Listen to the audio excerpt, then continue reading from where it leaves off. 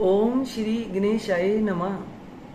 आज हम कर रहे हैं श्री शिव महापुराण के रुद्र संहिता के द्वितीय खंड सती खंड के अध्याय 24 का अध्ययन और श्रवण, जिसे सुनने से पहले करते हैं भगवत नाम की माला। श्रीमन नारायण नारायण हरि हरि, भजमन नारायण नारायण हरि हरि। तेरी लीला सबसे न्यारी न्यारी हरि हरि। ओम नमः शिवाय, शिवजी सदा सहाय। ओम नमः शिवाय, शिवजी सदा सहाय। ओम नमः शिवाय, शिवजी सदा सहाय। इस अध्याय में हम सुनेंगे दंडकारण्य में शिव को श्री राम के प्रति मस्तक झुकाते देख सती का मोह तथा शिव की आज्ञा से उनके द्वारा श्री राम की परीक्षा। नारद जी बोले, ब्रह्मन विधे प्रजानाथ महाप्राज्य दयानिधे, आपने भगवान शंकर तथा देवी सती के मंगलकारी सुयश का श्रवण कराया है। अब इस समय पुनः प्रेम पूर्वक उनके उत्तम यश का वर्णन कीजिए। उन शिव दंपति ने वहां रहकर कौन सा चरित्र किया था? ब्रह्मा जी ने कहा, मुने, तुम मुझसे सती और शिव के चरित्र का प्रेम से श्रवण करो। वे दोनों दंपति वहां लौकिकी गति का आश्रय ले नित्य निरंतर क्रीड़ा किया करते थे। तदंतर महादेवी सती को अपने पति शंकर का वियोग प्राप्त हुआ। ऐसा कुछ श्रेष्ठ बुद्धि वाले विद्वानों का कथन है, परंतु मुने, वास्तव में उन दोनों का परस्पर वियोग कैसे हो सकता है? क्योंकि वे दोनों वाणी और अर्थ के समान एक दूसरे से सदा मिले जुले हैं, शक्ति और शक्तिमान हैं तथा चित्त स्वरूप हैं।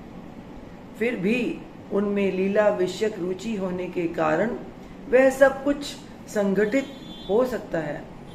सती और शिव यद्यपि ईश्वर हैं, तो भी लौकिक रीति का अनुसरण करके वे जो जो लीलाएं करते हैं वे सब संभव है।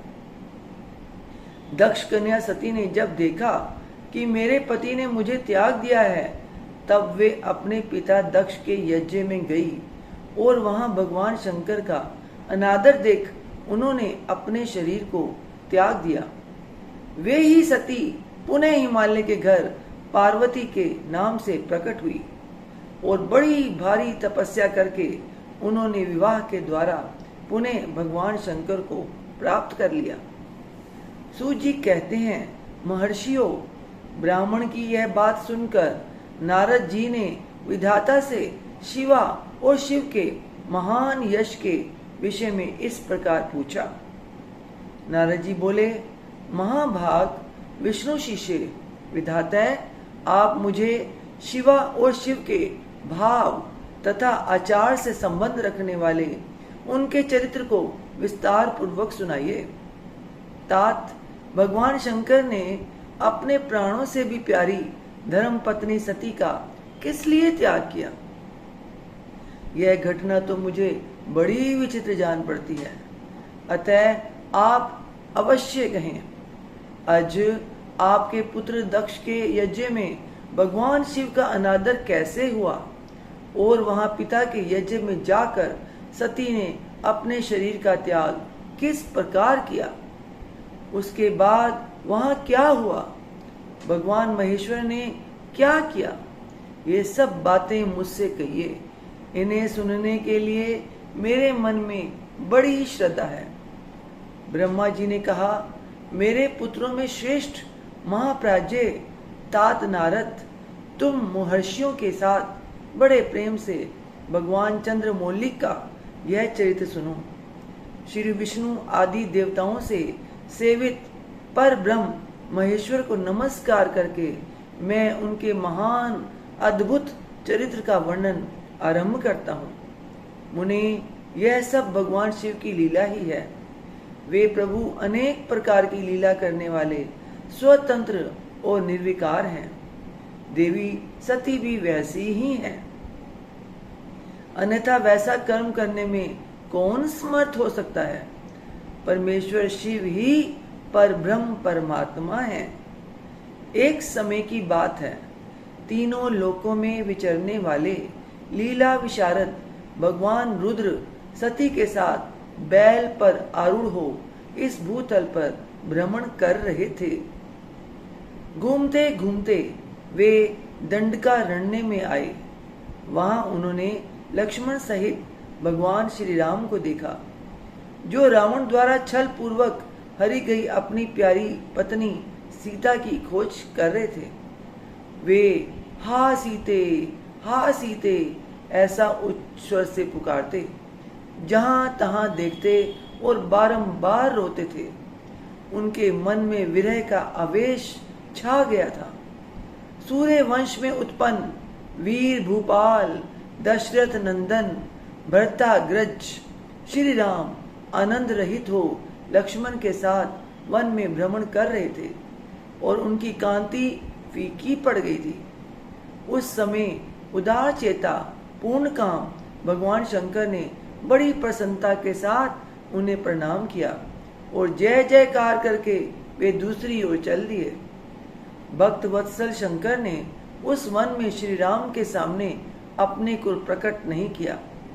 भगवान शिव की मोह में डालने वाली ऐसी लीला देख सती को बड़ा विस्मय हुआ। वे उनकी माया से मोहित हो उनसे इस प्रकार बोली।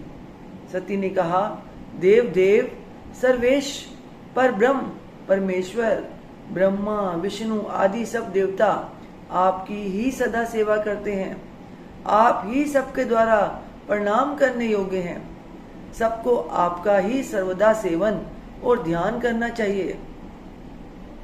वेदांत शास्त्र के द्वारा यतन पूर्वक जानने योग्य निर्विकार परम प्रभु आप ही हैं। नाथ, ये दोनों पुरुष कौन हैं? इनकी आकृति विरह व्यथा से व्याकुल दिखाई देती है। ये दोनों धनुर्धर वीर वन में विचरते हुए क्लेश के भागी और दीन हो रहे हैं।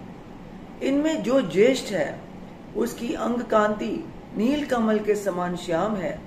उसे देखकर किस कारण से आप अनंत विभोर हो उठे थे? आपका चित्त क्यों अत्यंत प्रसन्न हो गया था? आप इस समय भक्त के समान विनम्र क्यों हो गए थे?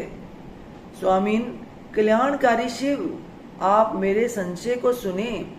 प्रभो, सेवे स्वामी अपने सेवक को प्रणाम करे, यह उचित नहीं जान पड़ता। ब्रह्मा जी कहते हैं, नारद, कल्याणमयी परमेश्वरी आदि शक्ति सती देवी ने शिव की माया के वशीभूत होकर जब भगवान शिव से इस प्रकार प्रश्न किया, तब सती की वह बात सुनकर लीला विशारद परमेश्वर शंकर हंसकर उनसे इस प्रकार बोले।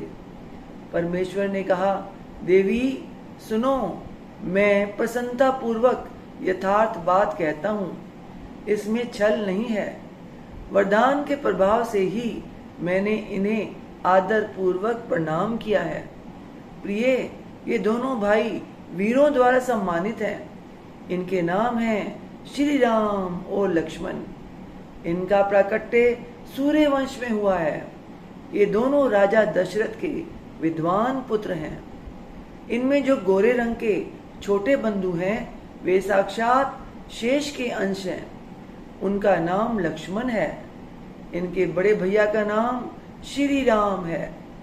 इनके रूप में भगवान विष्णु ही अपने संपूर्ण अंश से प्रकट हुए हैं। उपद्रव इनसे दूर ही रहते हैं। ये साधु पुरुषों की रक्षा और हम लोगों के कल्याण के लिए इस पृथ्वी पर अवतीर्ण हुए हैं। ऐसा कहकर सृष्टिकर्ता भगवान शंभु चुप हो गए। भगवान शिव की ऐसी बात सुनकर भी सती के मन को इस पर विश्वास नहीं हुआ। क्यों न हो, भगवान शिव की माया बड़ी प्रबल है। वह संपूर्ण त्रिलोकी को मोह में डाल देने वाली है।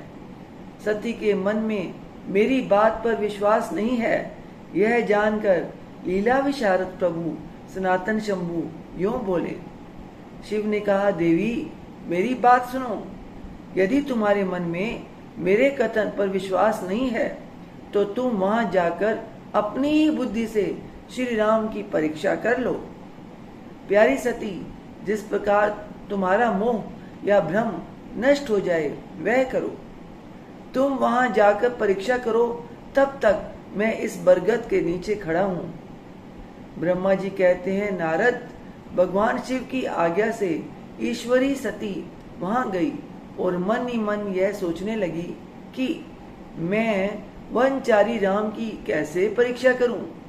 अच्छा, मैं सीता का रूप धारण करके राम के पास चलूं। यदि राम साक्षात विष्णु हैं तब तो सब कुछ जान लेंगे, अन्यथा वे मुझे नहीं पहचानेंगे। ऐसा विचार कर सती सीता बनकर श्री राम के समीप उनके परीक्षा लेने के लिए गई। वास्तव में वे मोह में पड़ गई थी। सती को सीता के रूप में सामने आई देख शिव का जप करते हुए रघुकुल नंदन श्री राम सब कुछ जान गए और हंसते हुए उन्हें नमस्कार करके बोले। श्री राम ने पूछा, सती जी आपको नमस्कार है, आप प्रेम पूर्वक बताइए भगवान शंभु कहाँ गए हैं? आप पति के बिना अकेली ही इस वन में क्यों कर आई? देवी, आपने अपना रूप त्याग कर किस लिए यह नूतन रूप धारण किया है? मुझ पर कृपा करके इसका कारण बताएंगे।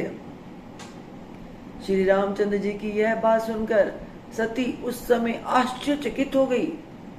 वे शिव जी की कही हुई बात का स्मरण करके और उसे यथार्थ समझकर बहुत लज्जित हुई।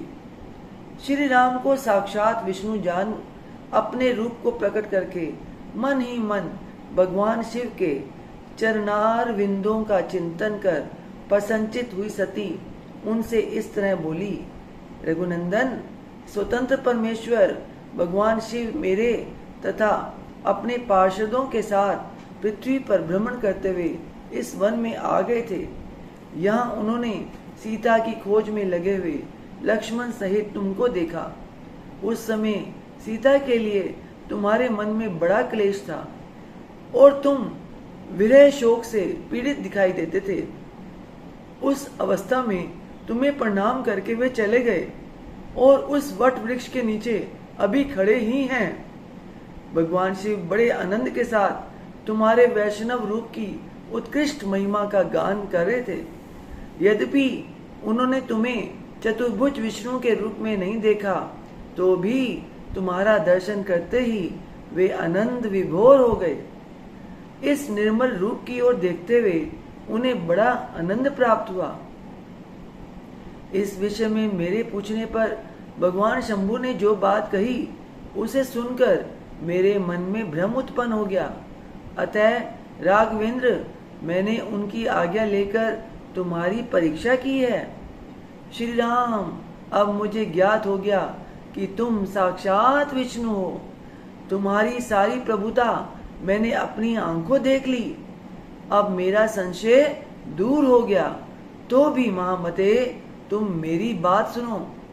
मेरे सामने यह सच सच बताओ कि तुम भगवान शिव के भी वंदनीय कैसे हो गए। मेरे मन में यही एक संदेह है, इसे निकाल दो और शीघ्र ही मुझे पूर्ण शांति प्रदान कर दो। सती का यह वचन सुनकर श्री राम के नेत्र प्रफुल्ल कमल के समान खिल उठे। उन्होंने मन ही मन अपने प्रभु भगवान शिव का स्मरण किया। इससे उनके हृदय में प्रेम की बाढ़ आ गई। उन्हें आज्ञा न होने के कारण वे सती के साथ भगवान शिव के निकट नहीं गए तथा मन ही मन उनकी महिमा का वर्णन करके श्री रघुनाथ जी ने सती से कहना प्रारंभ किया। इति श्री अध्याय 24। ओम तत्सत। श्रीमन नारायण नारायण हरि हरि, भजमन नारायण नारायण हरि हरि। तेरी लीला सबसे न्यारी न्यारी, हरि हरि। ओम नमः शिवाय, शिव जी सदा सहाय। ओम नमः शिवाय, शिव जी सदा सहाय। ओम नमः शिवाय, शिव जी सदा सहाय। ओम नमः शिवाय, शिव जी सदा सहाय। हे ईश्वर, आपकी बच्चे से आपकी पूजा अर्चना करने में, आपकी कथा उच्चारण करने में कोई गलती हो गई हो, किसी शब्द का उच्चारण गलत हो गया हो, तो अपनी बच्ची समझकर क्षमा कीजिएगा। अपना आशीर्वाद भरा हाथ, अपनी कृपा दृष्टि हमेशा हम सब पे बनाए रखिए। बोल सांचे दरबार की जय। जयकारा शेरा वालिदा। बोल सांचे दरबार की जय। जयकारे वाले नू मिठिया मुरादा। बोल सांचे दरबार की जय। जय माता दी, जय माता दी, जय माता दी।